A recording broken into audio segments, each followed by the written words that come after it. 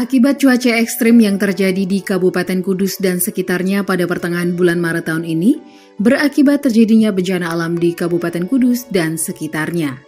Tingginya intensitas hujan yang disertai dengan angin kencang ini mengakibatkan kembali terjadinya Kabupaten Kudus terkepung banjir. BPBD Kabupaten Kudus mencatat, akibat hujan siang malam di Kabupaten Kudus dan sekitarnya selama 1 minggu lebih berturut-turut, mengakibatkan 29 desa di 5 kecamatan di Kabupaten Kudus terdampak bencana banjir tahunan. Mulai dari Kecamatan Mejobo 10 desa terdampak banjir, Kecamatan Undaan terdapat 4 desa, Kecamatan Kaliwungu terdapat 6 desa, Kecamatan Jati terdapat 6 desa, dan Kecamatan Jekulo terdapat 5 desa terdampak banjir. Banjir yang terjadi di tahun ini merendam persawahan, jalan, dan yang terparah yakni merendam pemukiman warga. Sementara ketinggian air banjir bervariasi mulai dari 30 cm hingga 1,5 meter. Seperti di Kecamatan Mejobo, Kabupaten Kudus, akibat hujan lebat selama 2 hari di Kabupaten Kudus, sejumlah desa di Kecamatan Mejobo terendam banjir. Di Jalan Mejobo, Kabupaten Kudus, Jawa Tengah, salah satunya, banjir menggenang jalan dan ratusan rumah warga, akibatnya sejumlah kendaraan yang melintas mogok. Banjir ini diperparah dengan kondisi di Desa Payaman dan Karangrowo. Tingginya air banjir yang menggenangi rumah warga, sebagian besar warga mengharuskan mereka harus meninggalkan rumahnya karena ketinggian air banjir mencapai 1 meter lebih. Bencana banjir yang terjadi di tahun ini dikategorikan banjir yang lebih besar dari banjir di tahun-tahun sebelumnya. Seperti di Kecamatan Kaliwungu khususnya, banjir yang diakibatkan luapan Sungai Wulan dan anak sungai yang mulai pendangkalan, sehingga sungai maupun anak sungai tidak mampu menahan debit air sungai akibat hujan yang sangat tinggi dalam sepekan.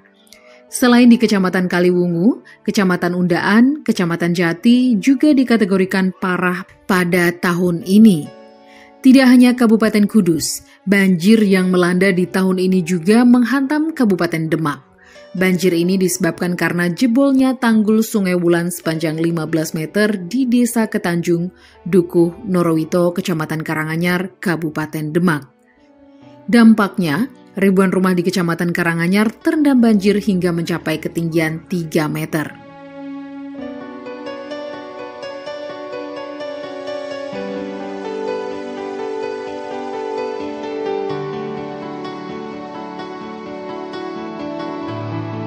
Ini disebabkan karena curah hujan tinggi di beberapa hari dan kondisi sungai di wilayah Kecamatan Mejobo, Sungai Piji, Ndawe, dan Sungai Pendo banjir terus, dan kemarin puncaknya jam 17 terjadi banjir yang besar sehingga pada jam 18 di wilayah Tenggeles di RW 2 terjadi limpasan yang mengakibatkan tanggul jebol meskipun tidak terlalu banyak, tidak terlalu luas, dan segera teratasi yang di Sungai Piji, dan akhirnya melimpas sampai di Desa Tenggeles dan Desa Kesambi. Isinya seperti ini. Kalau terkait dengan jumlah yang terdampak sangat banyak, karena di Jojo sendiri ada 4 RT, juga di sepanjang jalan yang utara makam itu SD2 juga genangan air sampai 40-50 cm. Di Desa Tenggeles, di Perum Sumber 2 juga tenggelam sampai saat ini. Di Desa Nggolan Tepus, di RW 2 juga tenggelam mulai tadi malam, terendam warganya mulai dari 30 sampai 60 cm. Yang di Nggulang di RT 2 RW 4 dan RT 3 RW 4, di Temulus ada RW 2 45 sekitar 440 jiwa, di Kesambi RW 567 yang terendam 636 KK, di RW 8 9 10 hanya limpas saja sudah selesai, dan di Mejobo ada 2 RW ada 3 RW, RW 2, 3, dan 4, ada 20 RT. Penanganan secara lokal kita bersama Pak Kades dan para linmas, masyarakat melaksanakan kerja bakti secara rutin. Namun karena faktornya tidak hanya alam di lokasi sekitar, namun ini juga karena banjir kiriman dari sungai yang lebih atas, juga karena hujan yang sangat tinggi sehingga menyebabkan banjir seperti ini. Juga terkait dengan Sungai Ciu Beratun yang saat ini terjadi pendangkalan sehingga arus air tidak bisa lancar.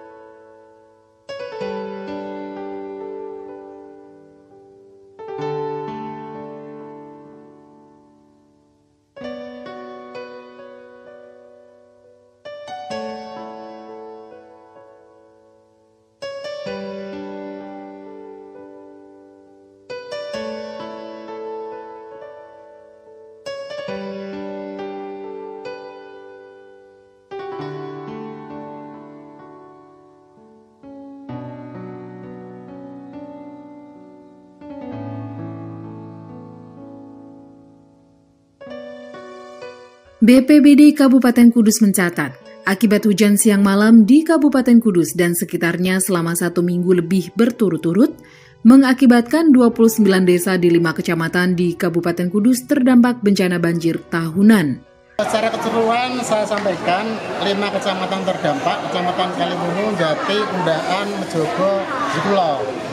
Terdiri dari 29 desa. Jumlah warga terdampak 9.987 KK dengan 32.952 jiwa. Yang berada di tempat pengungsian 379 KK terdiri dari 1.233 jiwa. Ini data dinamis, nanti masih berkembang. Titik pengungsian berada di Gedung DPRD, Balai Desa Unggulang, TPK Kiriatul Fikri, Pasuruan Lor, kemudian Balai Desa Kedodowo, dan di Masjid Toang.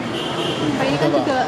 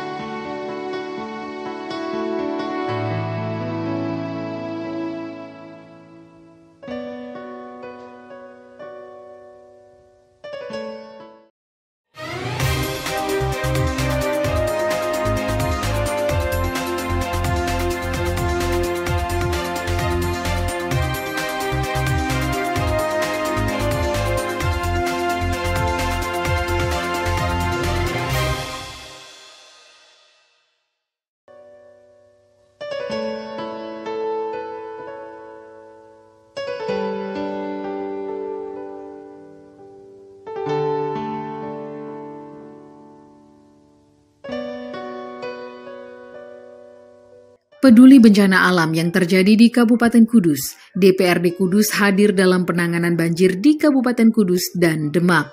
Salah satu bukti nyata yakni dengan mendirikan posko peduli banjir di kawasan gedung DPRD Kudus, di mana para pengungsi yang rumahnya kebanjiran ditampung di aula gedung DPRD Kudus. Tidak hanya untuk warga Kudus saja, pengungsian di kantor DPRD Kudus ini juga menampung warga Kabupaten Demak.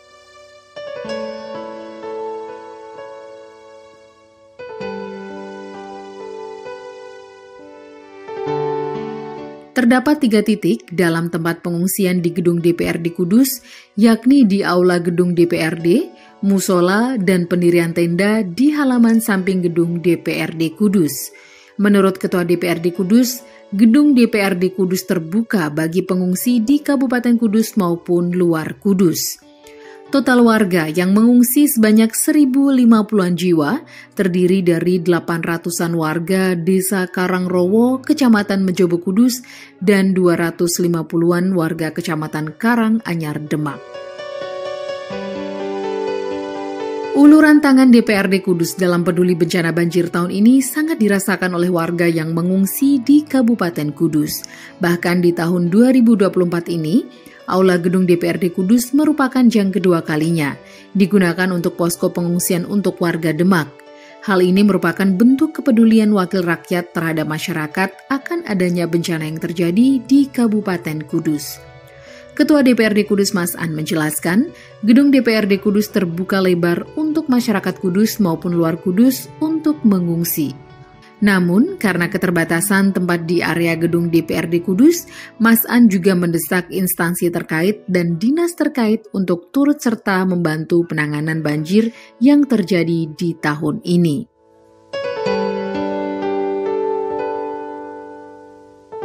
Hari ini memang banyak sekali datang pengungsi dari wilayah Kecamatan Undaan dan wilayah Karanganyar Demak, dan tentunya siapapun yang masuk ke DPRD ini, baik dari Kudus maupun dari Demak, akan kami terima. Tentu kami sudah akan persiapkan tentang untuk kesehatannya, logistiknya, sudah kami persiapkan semuanya. Bahkan ini sedang ada bangun tenda lagi. Memang nanti posisinya penuh, di aula ini masih ada musola. Musola penuh, itu kita buatkan tenda. Intinya kami siap menampung pengungsi baik dari wilayah Kudus maupun dari wilayah Demak. Ada persentasenya nggak Pak? Misalkan Kudus berapa, Demak berapa, atau asal masuk aja? Nggak ada, asal Kemampuannya. Kemampuannya mungkin antara ini sekitar 700-an. Pak, ini kan kemungkinan lama ya Pak banjirnya. Mungkin akan ada apa, mungkin disediakan apa aja selain logistik? Trauma healing, sudah ya seperti biasa lah, kita menangani pengungsi ini kan sudah kali ke-3. Artinya untuk makan kita siapkan dengan sistem prasmanan. Minum kita sediakan di beberapa dispenser, sehingga tidak ada pengungsi yang takut tidak bisa makan, takut tidak kebagian makan, takut tidak kebagian minum.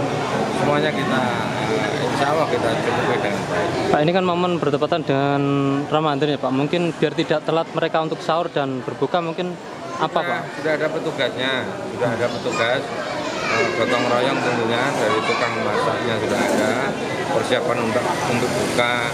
Nah, dia masak mulai jam 3, persiapan untuk sahur juga mereka masak mulai jam 11 malam. Jadi sudah kita atur itu.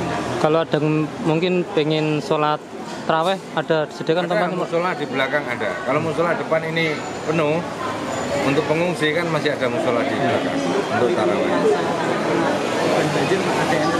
Oh, ada pasti ada. Trauma healing sering kita lakukan. Nanti kita komunitas terapi, komunitas pijat yang salonnya Pak Anto itu kan sering juga partisipasi. Ya. Pak. Sementara itu, Muhtaman Bendahara DPRD Kudus menuturkan, dibukanya tempat pengungsian di gedung DPRD Kudus ini merupakan usulan bersama anggota DPRD Kudus terhadap penanganan bencana di Kudus dan sekitarnya, sehingga diharapkan dapat meringankan beban warga yang terdampak banjir akibat rumahnya yang terendam. Di gedung DPRD ini, pengungsi mendapat fasilitas yang cukup memadai seperti kebutuhan peralatan mandi, penanganan kesehatan, hingga kebutuhan makan untuk berbuka puasa dan sahur untuk para pengungsi. Untuk berbuka pun, pengungsi mendapatkan menu prasmanan dan bukan nasi bungkus. Menurut Muhtamad, operasional untuk pengungsi di Kabupaten Kudus ini adalah iuran bersama anggota DPRD Kudus dan logistik mendapat bantuan dari dinas dan perusahaan di Kudus. Posko pengungsian gedung DPRD Kudus ini merupakan yang ketiga kalinya dalam turut serta DPRD Kudus dalam penanganan banjir di Kudus. Terkait dengan penanganan banjir untuk yang di tahun ini, karena tahun ini ada 2 kali terjadi banjir. Yang pertama di bulan kemarin itu kebetulan di Desa Norowito, tepatnya di Kecamatan Karanganyar, yang banjir bandang kemarin karena tanggul jebol dan mayoritas mengungsi di gedung ini. Ini yang kedua kalinya ada 2 yang mengungsi di sini, 2 kabupaten. Pertama Kabupaten Kudus sekitar ada 800 sekian, sama yang dari Demak masih ada yang di sini bertahan di sini juga ada sekitar 200 sekian. Totalnya kurang lebihnya antara 1055, kurang lebihnya itu. Untuk di Kudus sendiri itu mayoritas dari warga Karangrowo, Kecamatan Undaan, sama Desa Ngemplak Kecamatan Undaan. Karena yang terdampak ini di Kudus, selain itu sebenarnya ada Jatiwetan, ditampung di posko Jatiwetan, ada Jedes Kapuan, ditampung di Loram Kulon, di gedung Muslimat Ram Kulon. Ada lagi yaitu di Kampung Goleng, Dukung Goleng, yang ditampung di Balai Desa Pasuruan Lor, maksudnya Pasuruan Lor. Itu kira-kira yang bisa saya laporkan. Cuma yang saat ini penanganan khusus untuk DPRD memang inisiatif dari teman-teman anggota DPRD untuk memberikan support terhadap warga yang terdampak banjir, khususnya yang di pengungsian di aula DPRD Kudus dari 2 kabupaten yang ada. Itu kira-kira, Pak. Untuk logistik, kita memang pakai standar seperti biasanya. Kita persiapkan untuk makan, berbuka, maupun untuk sahur, itu kita persiapkan untuk prasmanan.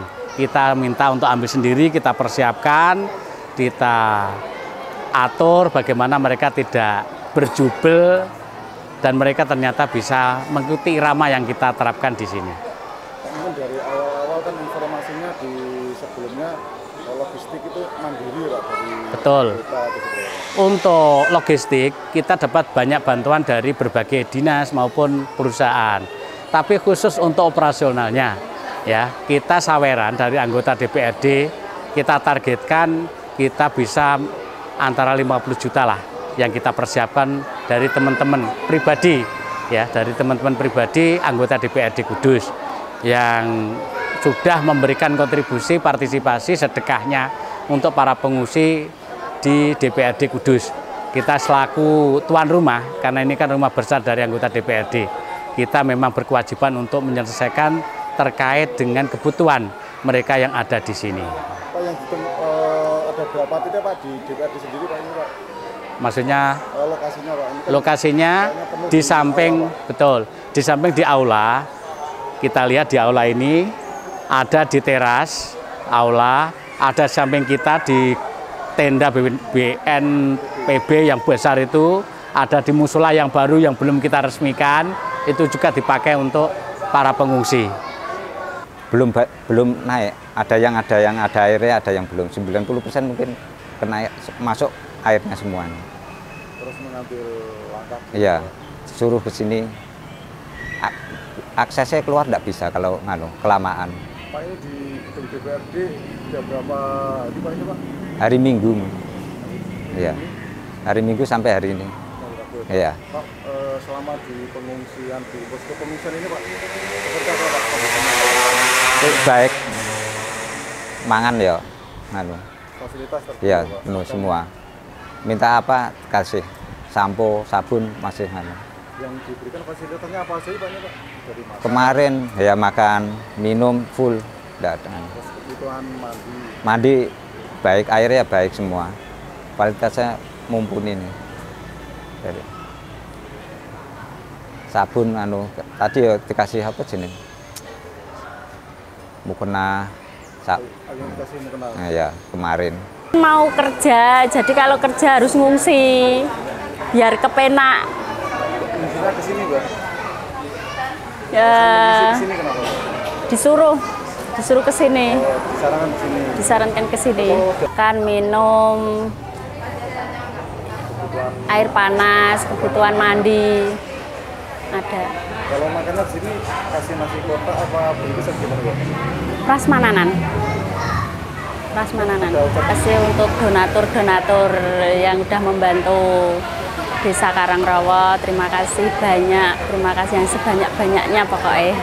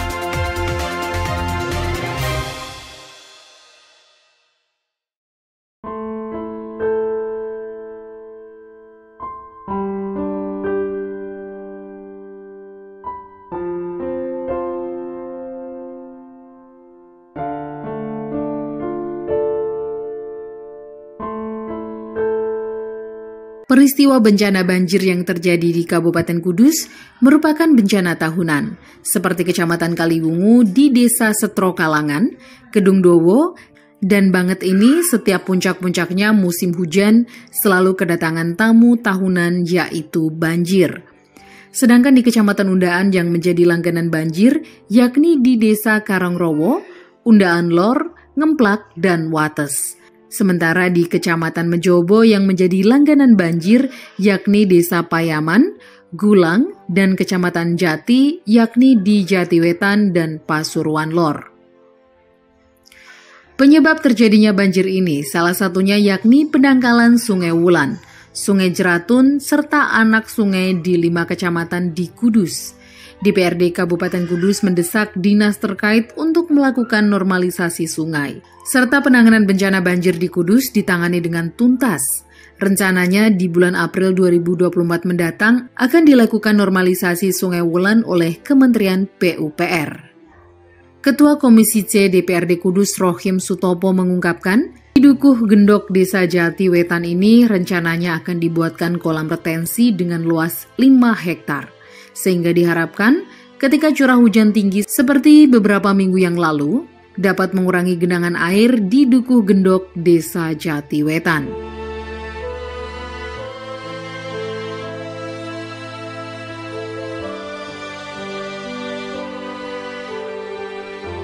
Ya, bencana di Kudus untuk pekan ini 2024 pasca dan sebelum Pileg itu karena curah hujan yang tinggi di Kudus ini di bulan Maret ini terjadi curah hujan yang intensitasnya tinggi sehingga daya tampung di daerah-daerah yang kesiapan belum siap seperti tahun-tahun yang lalu.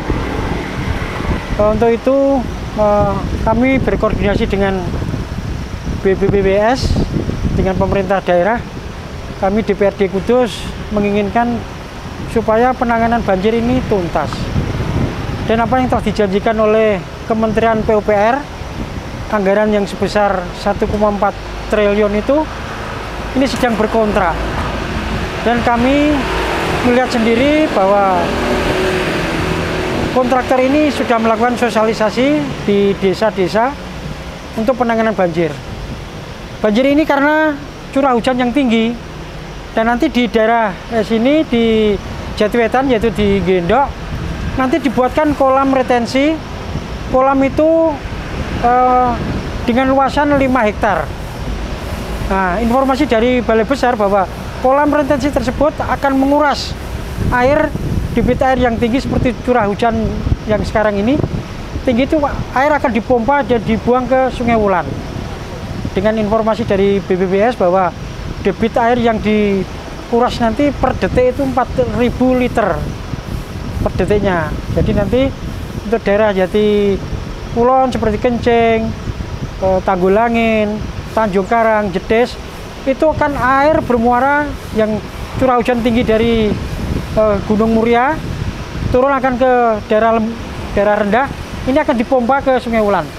Sehingga insya Allah nanti informasi dari BPBS setelah saya koordinasi, nanti proyek itu yang akan terlaksana itu akan tuntas untuk tidak akan banjir lagi seperti ini.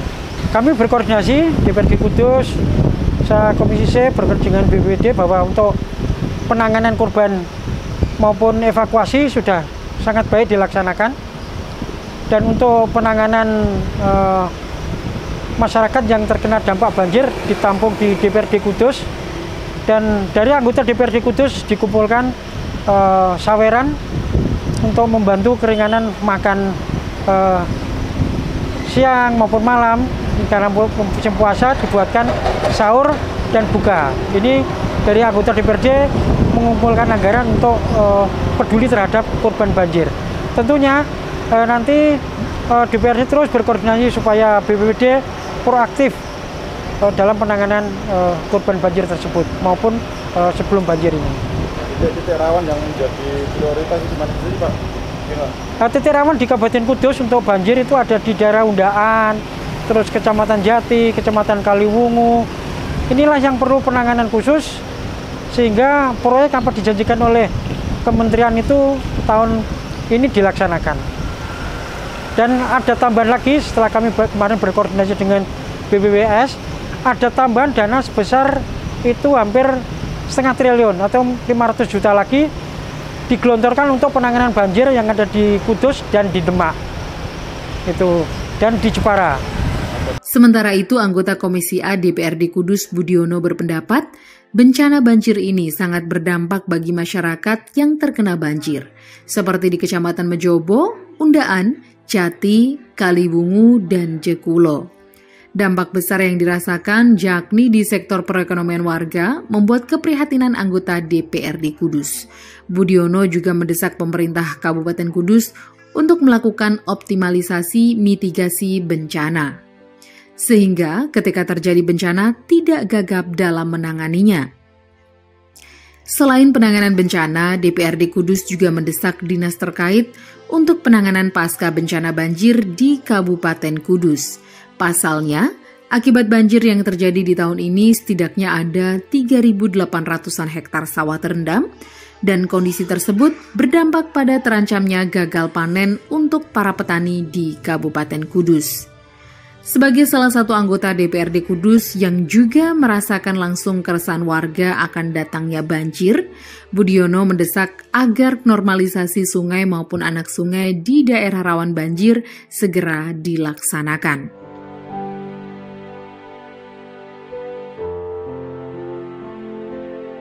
Kami selaku wakil rakyat melihat kondisi bencana alam yang melumpuhkan ya ekonomi, juga tentunya dampak-dampak yang lain, tentu kami sangat prihatin dan tentu kita perlu melakukan langkah-langkah antisipasi. Tentunya mitigasi bencana itu sangat diperlukan karena mitigasi bencana juga diatur oleh undang-undang. Tentunya pihak pemerintah juga harus selalu siap apabila bencana ini tiba, karena ini kan banjir ini kan bencana yang sering kita hadapi di wilayah kami. Tentu perlunya pemerintah menyikapi hal ini supaya tidak gagap ketika bencana ini hadir di tengah-tengah masyarakat. Kami selaku DPRD menghimbau tadi supaya pemerintah Kabupaten Kudus mitigasi bencana itu tentu harus dioptimalkan, karena sebelum bencana, saat bencana, dan pasca bencana itu yang penting dilakukan oleh pemerintah sekarang ini.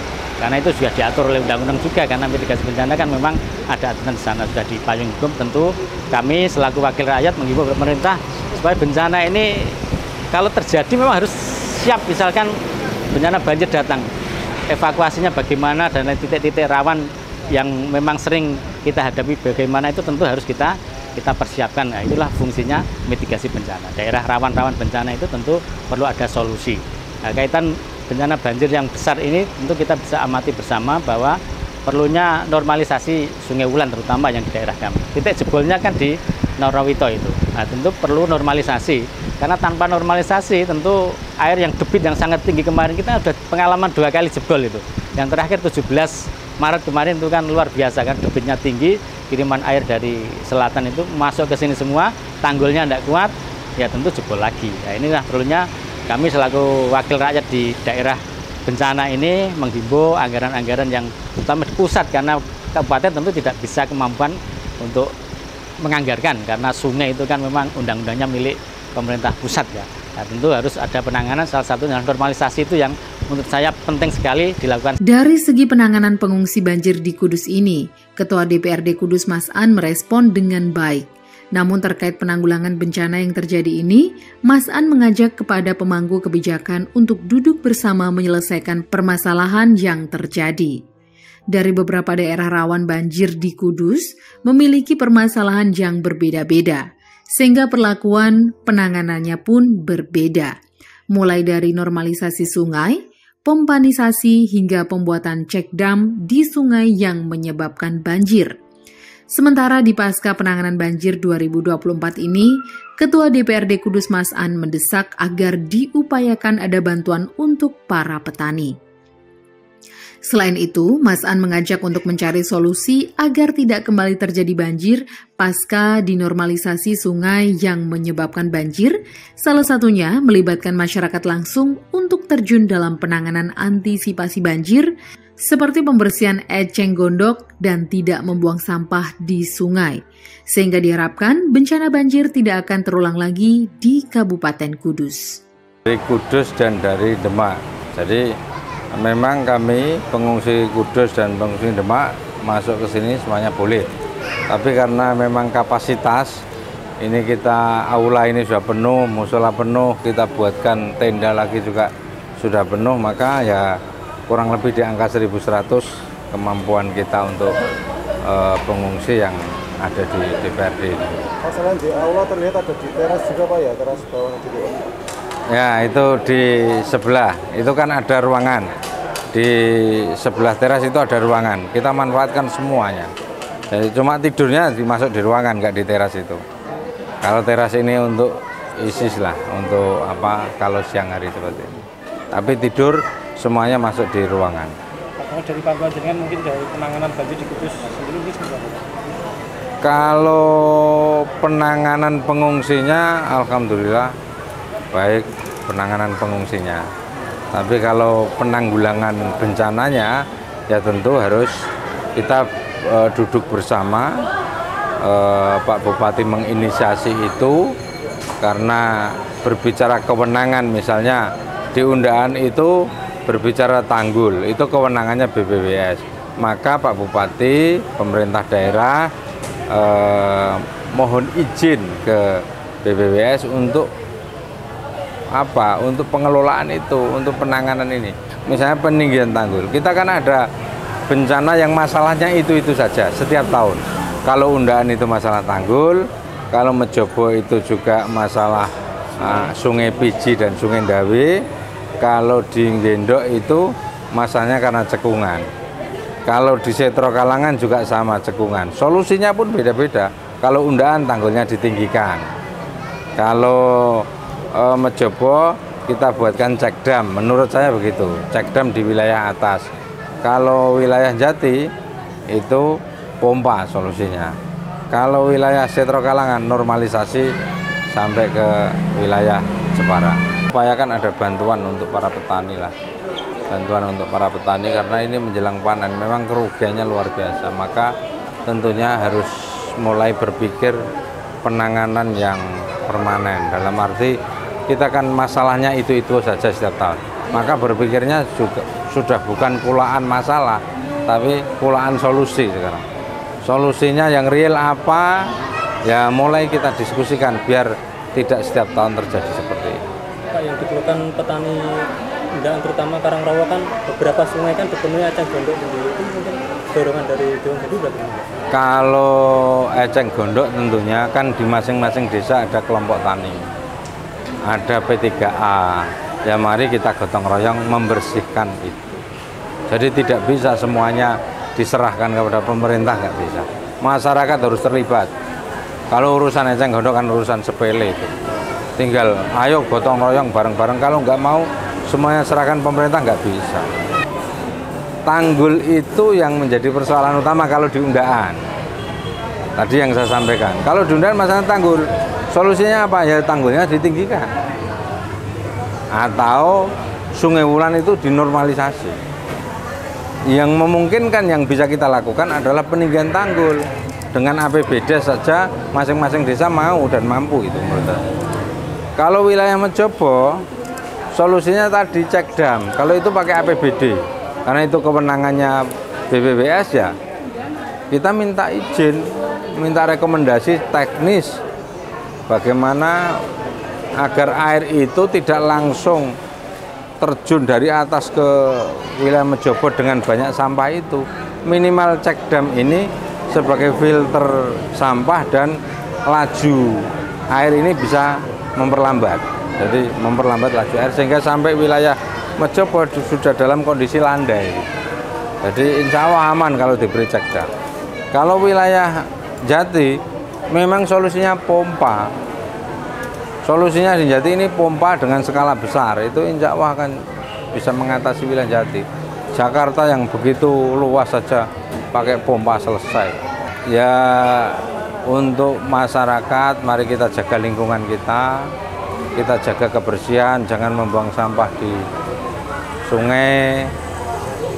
Kalau hari ini yang terdampak banjir, mari kita bantu yang tidak terdampak, membantu yang terdampak. Mari kita gotong royong karena kita semua adalah saudara.